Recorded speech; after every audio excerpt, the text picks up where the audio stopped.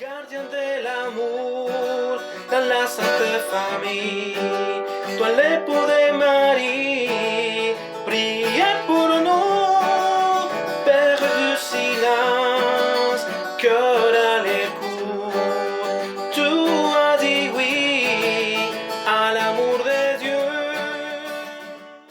Bonjour, que la grâce et la paix de Jésus habitent ton cœur en ce 19 mars 2022.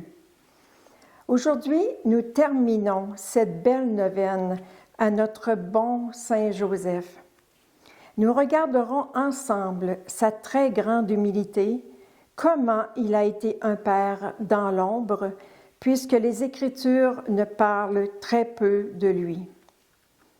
Si tu veux bien, débutons cette rencontre en le priant.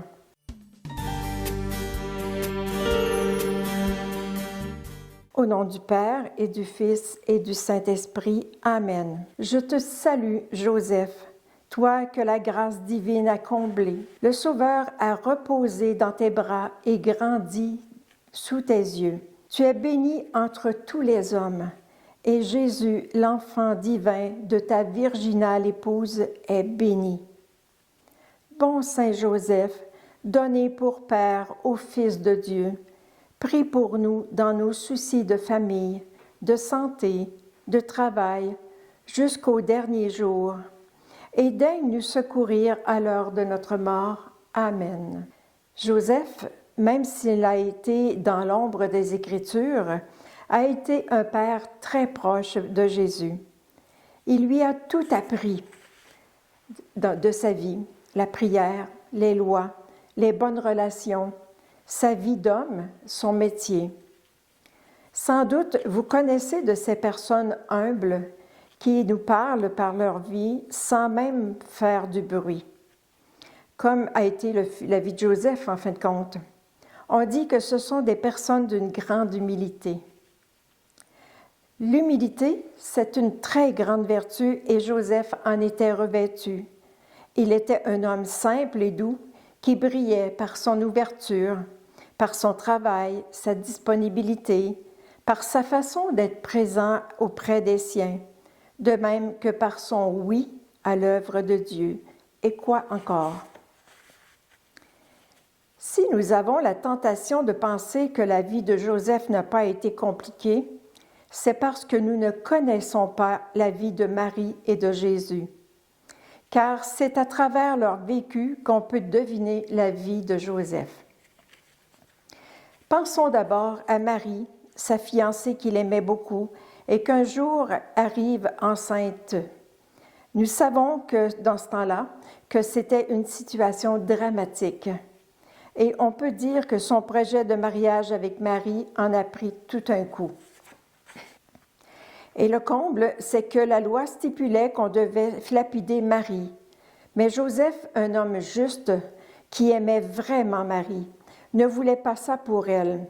Il préférait la répudier en secret. C'est sûr que ça ne devait pas être évident pour lui de comprendre ce mystère. C'est pourquoi il a reçu par l'ange la lumière pour orienter sa décision.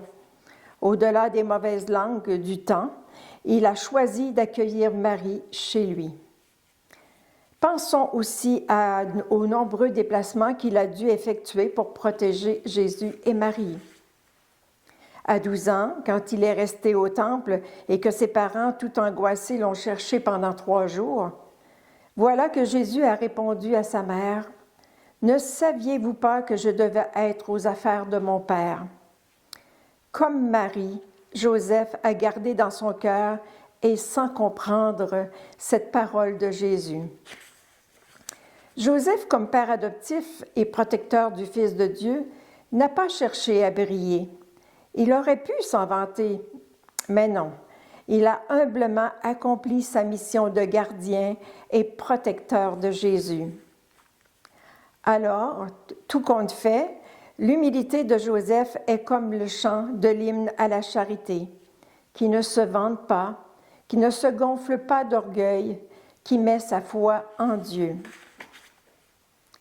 Oui, nous pouvons le prier avec confiance et lui demander de nous apprendre le chemin de l'humilité, un chemin qui a tellement de poids sur le cœur de Dieu et qui facilite certainement notre entrée dans ses bonnes grâces.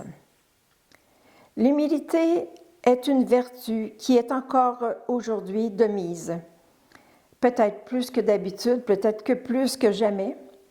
Alors, elle nous interpelle à reconnaître la vérité en nous-mêmes d'abord, à reconnaître notre place d'hommes et de femmes imparfaits, mais capables d'avancer en nous appuyant humblement sur Dieu, qui seul est parfait. Pour ma part, il m'arrive d'oublier de demander au Seigneur de monter dans ma barque et de m'accompagner. Alors, pour être certaine que ma journée aura une valeur d'éternité et que rien ne soit perdu, chaque matin, je remercie Dieu pour le don de la vie et je demande à l'Esprit Saint de déposer chaque seconde de ma vie dans l'offrande eucharistique de Jésus. Pour moi, c'est très important et nul doute que Joseph et Marie faisaient de même. Je crois que chaque fois que nous reconnaissons nos limites, nous entrons dans cette attitude d'humilité avec Joseph. C'est une des clés qui ouvre le cœur de Dieu et donne accès à sa sainteté.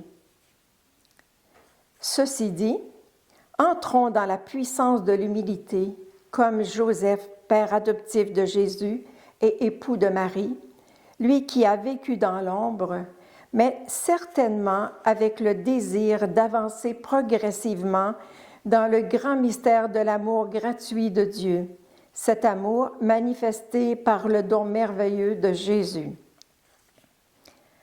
À l'école de Joseph, le pape François nous invite à nous attacher aux réalités du ciel qui demeurent et non à celles de la terre qui sont éphémères.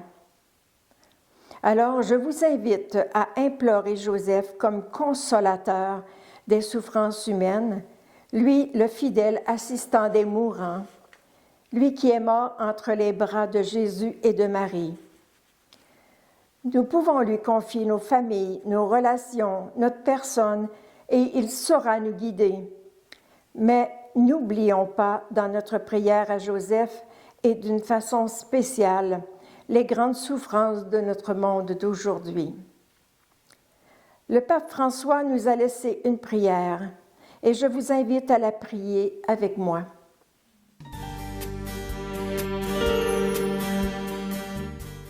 Je te salue, ô bon Saint Joseph, gardien du Rédempteur, époux de la Vierge Marie. À toi, Dieu a confié son Fils. En toi, Marie a remis sa confiance. Avec toi, le Christ est devenu un homme. Ô bienheureux Joseph, montre-toi aussi un Père pour nous et conduis-nous sur le chemin de la vie. Obtiens-nous cette grâce, une grâce, miséricorde et courage, et défends-nous de tout mal. Amen.